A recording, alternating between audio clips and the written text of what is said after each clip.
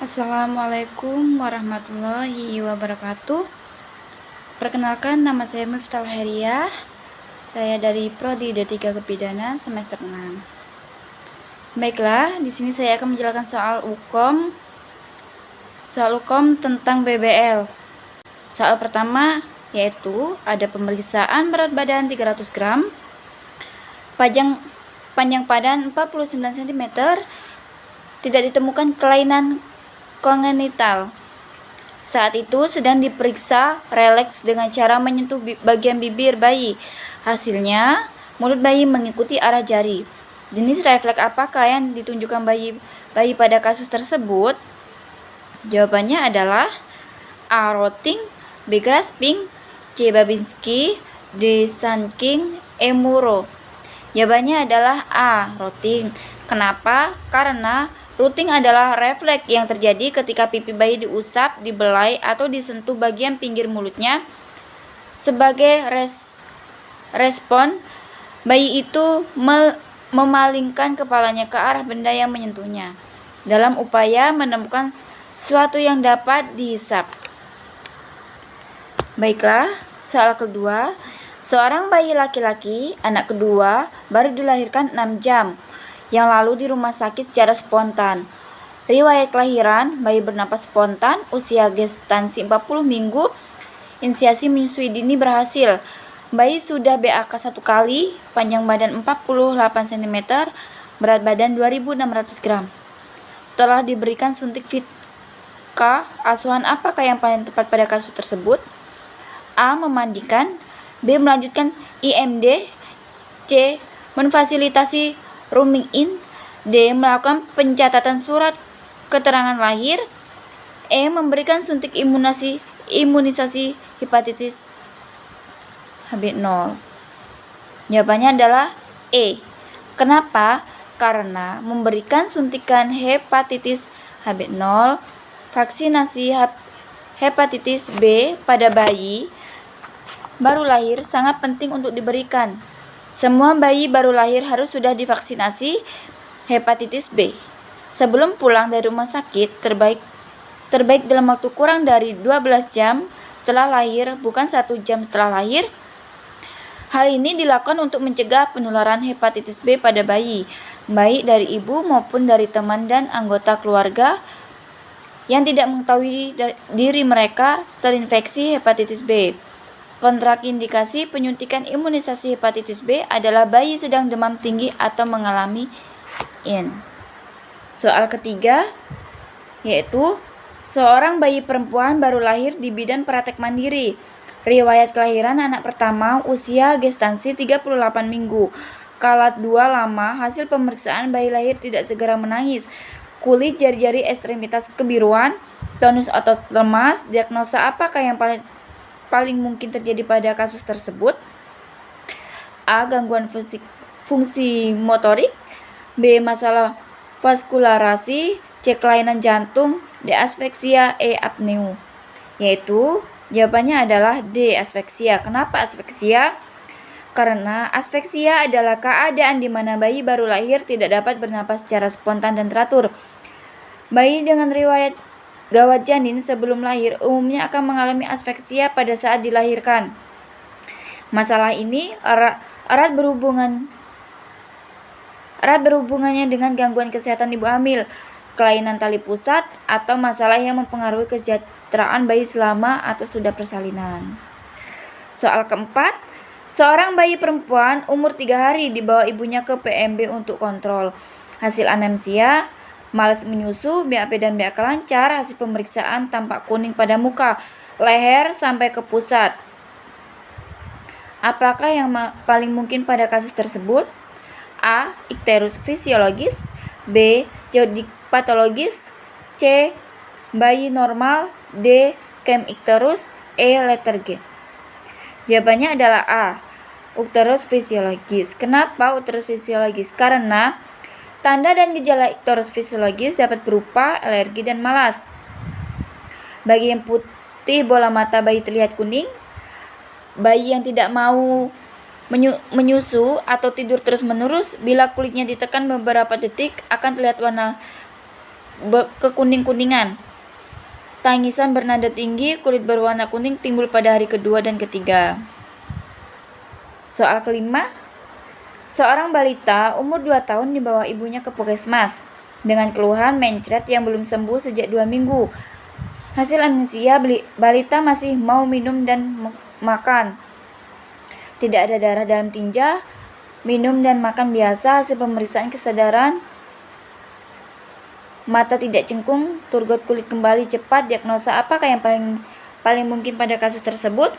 A. Distentri, B. Diare persisten, C. Diare tanpa dehidrasi, D. Diare dengan dehidrasi berat, E. Diare dengan dehidrasi sedang.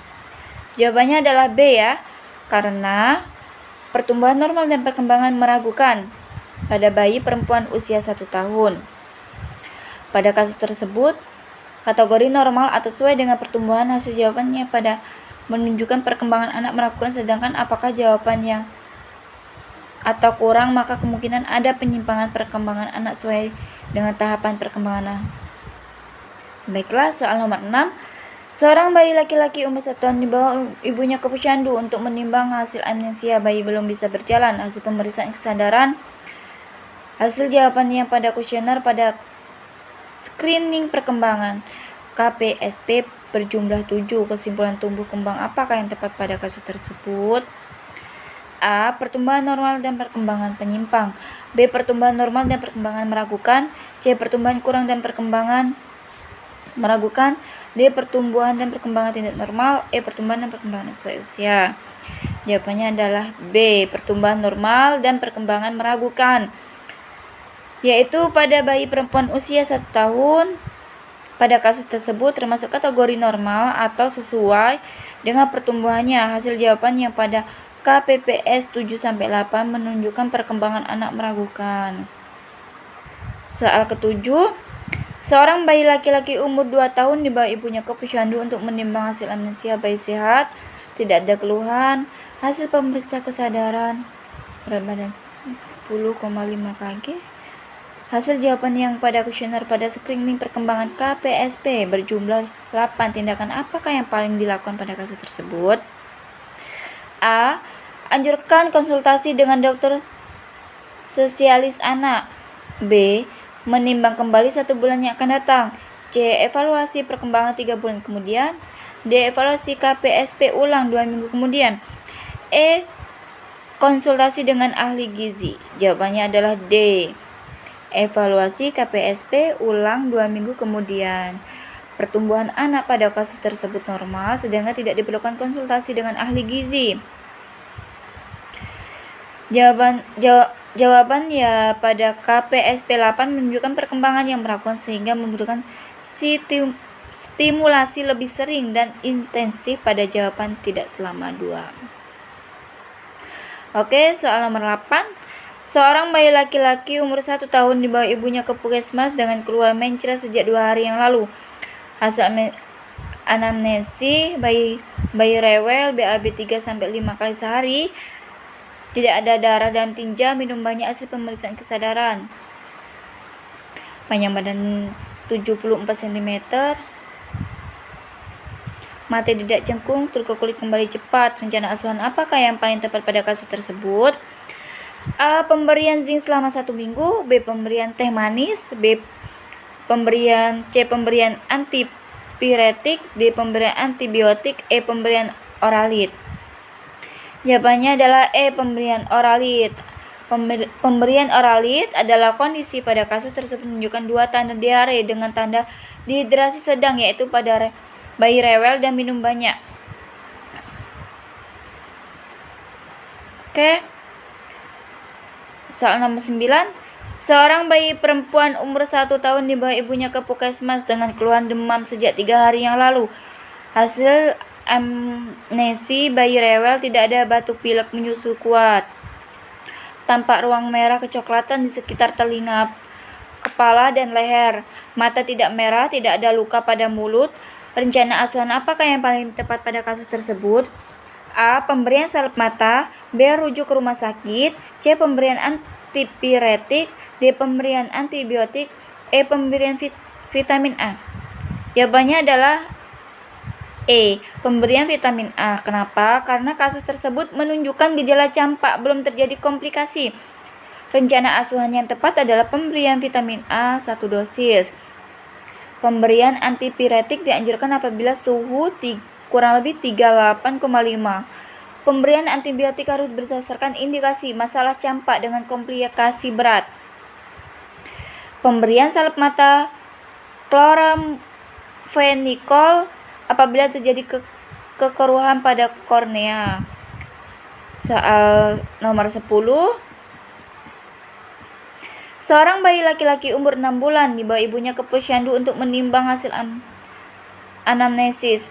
Bayi sehat, tidak ada keluhan, serta menyusu kuat. Riwayat imunisasi sebelumnya BCG polio. Hasil pemeriksaan kesadaran CM, berat badan 7,5 kg, panjang badan 66 cm. Umur berapakah bayi tersebut? Dijadwalkan dipantau kembali untuk tumbuh kembangnya. A 7 bulan, B 8 bulan, C 9 bulan, D 10 bulan, E 11 bulan. Jawabannya adalah C 9 bulan. Evaluasi perkembangan pada bayi usia 3-24 bulan dilakukan setiap 3 bulan sekali. Sedangkan usia 24-72 bulan dilakukan setiap 6 bulan sekali. Untuk pertumbuhan evaluasi dilakukan setiap bulan sekali dan dapat dilakukan di posyandu. Baiklah, cukup sekian soal hukum yang dapat saya jelaskan. Kurang lebihnya saya mohon maaf. Qadha Allah saya mohon ampun. Saya akhiri. Wassalamualaikum warahmatullahi wabarakatuh.